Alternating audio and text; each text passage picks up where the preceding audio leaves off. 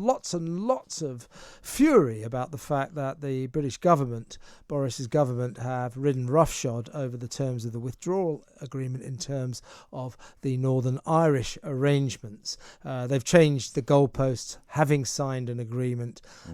This is going back on a treaty. And lots and lots of even lots of Tories are saying this will make us seem like a pariah in the international community. And they hadn't read it properly, though. We have to, they signed the wrong thing.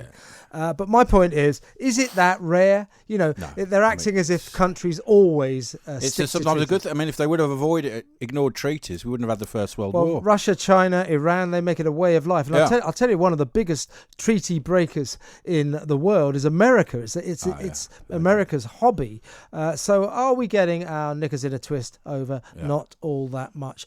Let's ask Professor Matt Qvortrup. He's a professor at Coventry University. Hello, Matt. Hello, Mr. O'Sullivan. How are you doing? I'm very well. You got the gist of that. I do understand that it would cause disquiet to the way we've behaved in terms of this Northern Ireland agreement, that we've ripped it up because we had to look at the terms of what we signed and we don't really like it. But that's not exactly unprecedented on the international stage, is it? I mean, treaties... Well, I think when you said before about America, that's not entirely true that America just rips things up. Where we have, for example, the NAFTA agreement, then Trump renegotiated that. And the principle in international law is that you're able to rip up a treaty if the material facts on the ground have changed. And the Americans haven't done that. They've done a thing called the ISLM treaty, which is about nuclear weapons, where there's a completely different type of nuclear weapons now. It hasn't changed since the late 1960s. And, of course, things have changed in weapons terms since that time. And Americans then threatened to go out of that one, but the Americans haven't actually done that. So it's quite rare for countries to actually break international law and admit to it. North Korea did that when they didn't allow inspectors in, and Putin did that, of course, when he walked into Crimea. Yes. But I think the situation here, so there's two types of situations. So basically, from a legal point of view, I'm a lawyer as well as a political scientist. So from a legal point of view, when you sign up to a treaty, that's it in international law. The tricky thing here is that we have, under the British Constitution, have a system whereby we can say that British law trumps international law. So from a British constitutional point of view, any law that is passed subsequent to another one is the law. And it's also interesting that I seem to recall that you rather like Brexit and you don't really like the Miller case. But one of the things about the Miller case, when Gina Miller, of course, sued... Actually, Matt, can I just correct you? It's not that I like Brexit. Actually, for the record, I voted Remain. I just felt that after the decision was made, we should have got on with getting out of Europe because that's what the people decided. So that's my standpoint. I stand entirely corrected and shamefaced in the corner. No, not at all. Not at all. It's a nuance. It's a nuance. It's a very important one. But what is interesting about the Gina Miller case is that the courts actually said that any Secretary of State had, under the British legal system, a right to withdraw from treaties. So that's the legal position. So legally, under the British system, it is actually legally okay. Which I think a lot of people, including Michael Howard of all people, haven't pointed out. So it's not illegal. We've not broken a law then. Illegal. Well, we haven't broken British law. We haven't broken British constitutional law. Yeah. There is a law that the Parliament has once passed that banned smoking in Paris, and therefore under the British law, smoking in Paris is illegal. We did that in spite at some stage. It's never been repealed. Sorry, Matt. Explain that again. So any law passed by the British Parliament is law, and therefore we, at some stage, Parliament rather, passed a law to ban smoking in Paris. And of course, the French went on puffing, and we could say that technically speaking, that's illegal under English law. In theory, I suppose if you were to go over to France and buy a packet of Gauloises and smoke away, you probably would be breaking the law. It's just not being enforced. And we never quite got into that. But the problem here is that we're not talking, a lot of people, if you live in Belgium or if you live in Malta, you don't, and that's the point with the French, they don't recognize the British Parliament's jurisdiction all over the world. And therefore, if we are then to go out to say we want to have a trade deal with Australia or Malaysia or the Faroe Islands or whatever we want, then they will say, well, we are not terribly keen to do that. And this is a more political point because we know that you just break the law just like North Korea and Russia did. So the problem here is that it's perfectly legal under the British Constitution. It's just illegal under international law, and they would have a number of political ramifications if we were to start negotiating trade deals. Because then they will say, well, if you can, if you just jump out of it, we can jump out of it, and then the whole international order becomes quite volatile, if you want.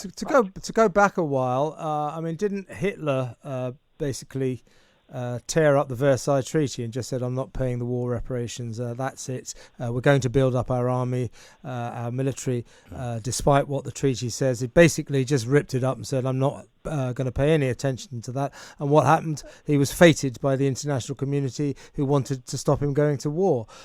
So there's a good example of how a treaty can be ignored and a country is still respected. And we wouldn't have had the First World War if we would have broken treaties, because that's why we... But I think it's quite tricky to now say that because Hitler did it. Hitler, by the way, also ratified that particular decision by a referendum, which might... it's probably not a great thing to say. If Hitler could do it, we can do it. But you take my point. So he held a referendum and the people voted for it. He held a referendum and people voted for it, and Hitler could sort of wash his hands in that. But a lot of people at that time, including our own government here and the French one and the American one, were quite upset about that. It's just Hitler had a bit of muscle, and we couldn't sort of go after him at that time. But I think it's probably a first in post-war British radio history that there is a discussion where we say we might be able to do it just because Hitler did it. It's not a great comparison. I agree. But is a treaty... No, and I think that in a way also, in fairness to our government, all this sort of talking about all the Russians did it and the North Koreans did it and Hitler did it, and therefore we can do it. I mean, the point is that we want to be in this country, we invented the rule of law. The rule of law and a government which is based on the fact that you respect laws. That has always been Britain's selling point. Britain was the first place to have a stock market that was regulated, where you could enforce contracts by law. There are people from around the world who come here to settle their disputes in British courts.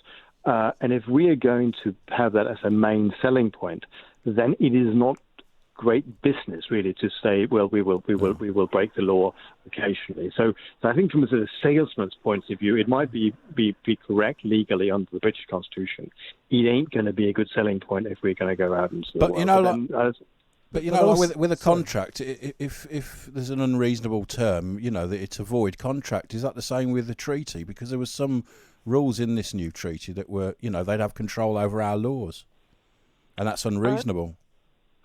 It is not international law if you signed up to it. In fact, in contract law as well, anything that you sign up to, if you're a business or a similar organisation, it's the law basically. Even if it's unreasonable terms. Well, no, but I think the court says it's unreasonable. An interesting case when at Luton Airport.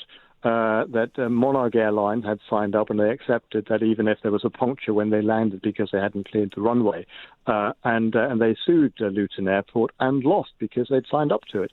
So unreasonableness is extremely, extremely rare.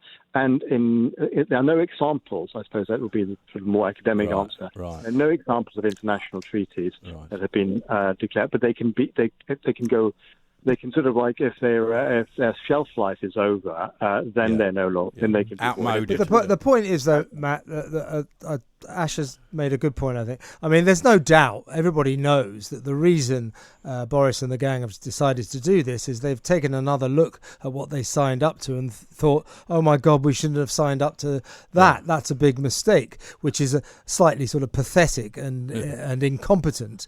But the fact that they're going to do this, or they have done this, I mean, the pariah state, it won't really last that long. It is a bit of a fuss over not all that much. I mean, if Britain goes to Australia or wherever to do some sort of World Trade Organization deal in the months to come, I don't think it's going to crop up or look what you did with Ireland. I mean, it's just Boris's opponents making a thing of it, isn't it?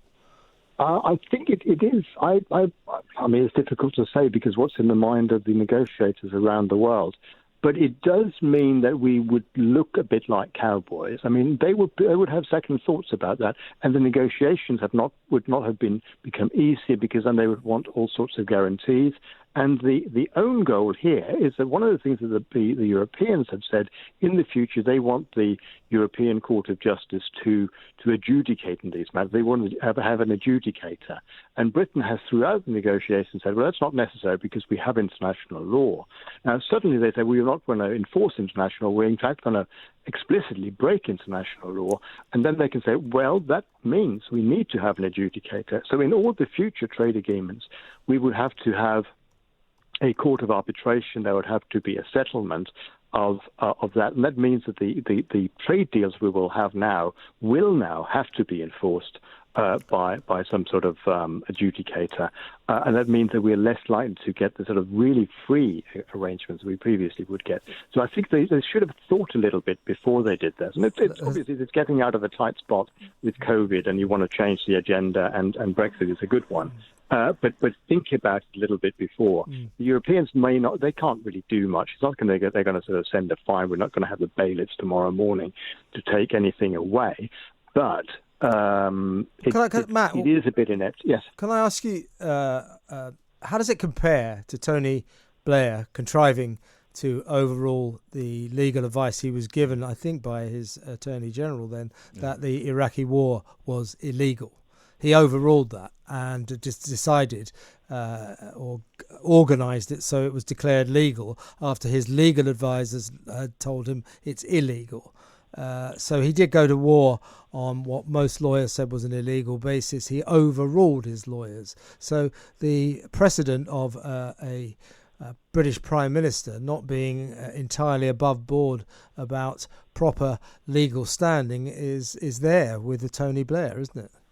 Well, I wouldn't say that from a legal point of view. Blair's Attorney General had an opinion, and he expressed that to Blair in, I think it was more waffle. He didn't actually say it was strictly illegal, but he said it was likely to be illegal. I think there's a very strong case for the fact that the Iraq war was legal because it was voted on in the UN Security Council. There was a majority that voted for that. There was an argument that could be made relatively strongly that there was an defensive aspect of it. Subsequently, then it turned out not to be the case. But with the evidence that they had at the time, I think it was a perfectly legal war. I know it's not very popular to say that, and people like to say it was an illegal war. I think it was a legal war. It just wasn't a very clever war. It didn't solve any problems. that much we know now. Yeah, no. I mean, it was idiotic, and a number of things are completely idiotic. Yeah. It's also, the law is not about. I mean, people think that the law necessarily is about what is right and reasonable and just and so on. The law is what judges decide in particular cases, and that's not necessarily rational. It's not rational that you can land a plane that puncture upon landing, but that is the law because that was the contract that, in this case, Monarch Airlines and Luton Airport entered into. And then you can say, well, that's completely unreasonable and stupid, but that is the law. The law are decisions and then whether they're just or right or good or bad has nothing to do with it. It's whether they're legal or illegal. Well, I think interesting times ahead. I suspect in the end, with the way things are going and the way Michel Barnier is annoying the British negotiators, I suspect the British side of things are not that upset about this because they've really annoyed the EU negotiators, which may be mission accomplished. But it should be interesting times ahead. Thank you so much for your time, Matt. That was Professor Matt Qvortrup from Coventry University.